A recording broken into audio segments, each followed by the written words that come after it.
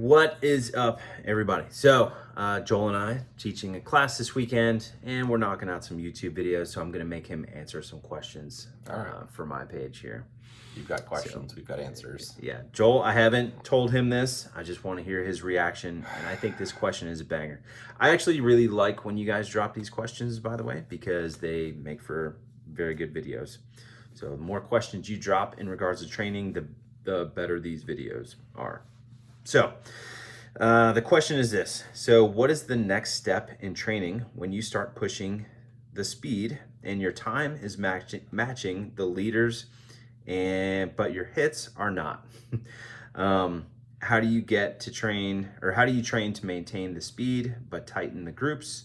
Is it all grip? Is it managing your splits based on target distance? What do I do? There's a lot going on with that question. Yeah, so it sounds like he can match the time of the guy. I'm assuming he's talking about shooting a match, but like it sounds like his times are there, but the hits are not. How do we get the hits to be there and the times? Well, I would suggest slowing down to get your hits is rarely going to be the answer unless you're shooting like a completely undisciplined lunatic. Mm-hmm. Describe what that would look like. What I mean by that is sometimes people, well, they wave the gun at targets, kind of like it's a magic wand. Yep. But not really in a sense it's even like barely hanging hits on the targets. So if that's the case, you're just kind of using your index, so you just kind of point the gun towards the targets and rapid fire, and it's a little bit of luck playing in where you hit the targets or not. That's a no-go. You're going to have to be a bit more disciplined for that. Otherwise, if you are hanging hits on targets, for the most part, you have like a mystery miss here or there, or a little bit loose hits, something like that, then we need to look at specifically like what's going on. And you said the time's there, but the hits aren't. So I'm going to say the footwork and movement stuff is relatively close. So it's probably going to be related to grip and vision in some way, which we could elaborate more on. What do you think? Yeah, it sounds like undisciplined lunatic type of stuff to me. It could honestly be. We don't know.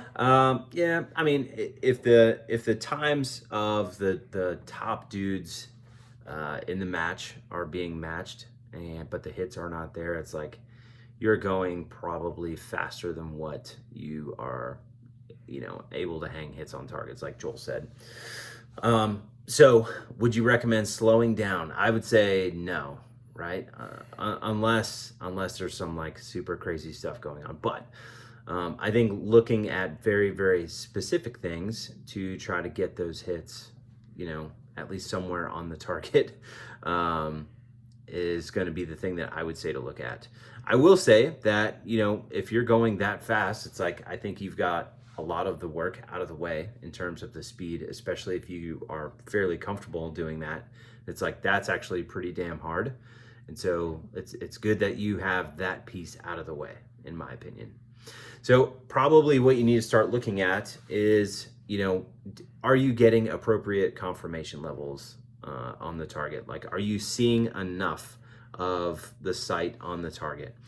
Some of what you might need to see on a target might be, take for instance, maybe it's a 25-yard tuxedo. You probably might need to see a dot. The gun comes over and it's like you just see a dot that is kind of stopped, and then you press, and then the gun goes off, and then you stop the dot and press it again, just to guarantee that those hits are going to be on there. And then I would just start looking for something that resembles the sight on targets, right? Because if you're getting a bunch of misses, you're not seeing much of anything. And so you need to start looking on the targets and then start waiting, have the discipline to wait for something that resembles the sight somewhere in the center of that target. Like, that would be probably one of the biggest things I would start looking at. Yeah. Well, I think you also should look for trends for where the misses or the oopsies are happening at. I'll give you some examples. If you can determine it's always the second shot, maybe it's always while you're moving. It could always be partial targets. Yep. It's normally with very close targets. It sounds dumb, but a lot of people miss on close targets. Maybe it's mostly on far targets. If you could determine a target type you're having issues with, that would be very helpful for training also. Just some, again, without seeing this person shooting, just some assumptions. Close shooting, people oftentimes have missed with close targets because they just kind of shove the gun towards the target, thinking it's so close, how could I miss? Sometimes get on the trigger before the gun gets the target, or start looking away before they're done shooting, or just kind of shooting towards the target but not really finding the middle. That's easy to do. Far targets, for the most part, as a rule, people perceive, if the person perceives the shot difficulty to be like difficult, they'll start staring at the sight. So it'll be like first shot, and then the second shot will be over the top of the target. You're staring at the sight and climbed up in recoil. That'd be a safe one. If it's while you're moving, normally the hits trend in the direction you're moving. So if I'm moving from, well, this way, how does this look for people? We'll say our right to our left. If I'm moving this way and I shoot, I go bop, bop. Well, it could be the first shot hits the target, and then I keep moving, but I don't keep tracking the target. So the next shot would be off to this way, be my left of the target. That could be the thing from not tracking the target. So it kind of just depends on what situations are causing the misses, and if you can tell, like narrowing down what area of your game you're lacking in. Yeah, for sure. Because if you're holding time to the top guy, or the guy you're trying to beat pretty fast, yeah, you're probably doing pretty well. There's probably just some little nuanced thing that you're not doing, or that's kind of escaping you, that needs to get worked on. Yeah, I think this starts in Dryfire too. Set up, I don't know, 5, 6, 7 targets, something like that. You can give yourself, places on the ground to like maybe start, and then maybe you whack all the targets, and then run to another spot, whack the targets. Like you kind of sort of simulate what a stage might be like, and then just make sure you are seeing something that resembles the sight in the center of each target. Make sure that you're getting your eyes out in front of the guns. Like, look here, gun comes here, and then you can say like, yes, I saw something near where I was looking on the target. Like that would be what I would definitely take a look at. I think that would help a ton. I agree. So, like you said, it's tough not seeing this person shooting, but you're kind of looking for trends to see where things are falling apart. And then if it is because you're maybe for a small area of the stage or a match, kind of maybe you see a deficit in your score and you want to catch up, or you saw the other person do something really, really sporty and you want to try to do that too. Sometimes the misses come from that also, from trying, I'll say 110% on something where it's there's a training when you're a little bit uncomfortable, and then there's training where you're a lot a bit uncomfortable and you're trying to keep up with Michael Jordan or something where it's not something you can do. For example, I'm lucky enough to have some friends that are quite good, or some of the best in the world at shooting.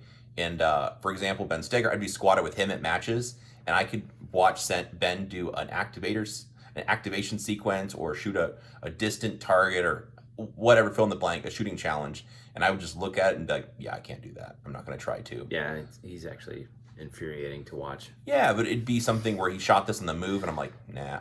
Even in practice, maybe I could do that 50% of the time. I'm not going to try it. And so you also need to have awareness. Whereas sometimes people play follow the leader. At least in USPSA, somebody does the plan, and everyone else in the squad just does that plan. And if it's an activator sequence, or shooting something on the move, or fill in the blank, but something that you just like look at that, I'm not so sure I can do that. That's your intuition speaking to you, and you probably shouldn't try it. So that could also be part of the kind of oopsies or misses along the way. Yeah.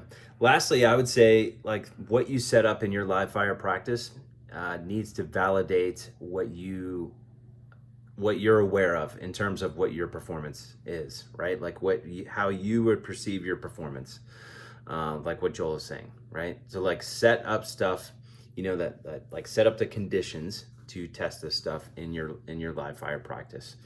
And then just be honest with yourself, like, hey, what is the pace that I need to go to where I know I can hang 90% of alphas on all of these targets in this array? And like, that's probably the pace that you need to shoot it in a match. I agree. 90 to 95% alphas. So yeah. It would key you into like, all right, that's the pace that I need to go. And it would let you know like, okay, this is actually where I'm at. This is what I need to start doing in my training.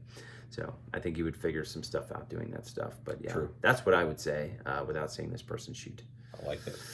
All right. Well, if you guys have any questions, comments, concerns for Joel or me, drop them in the comment box below.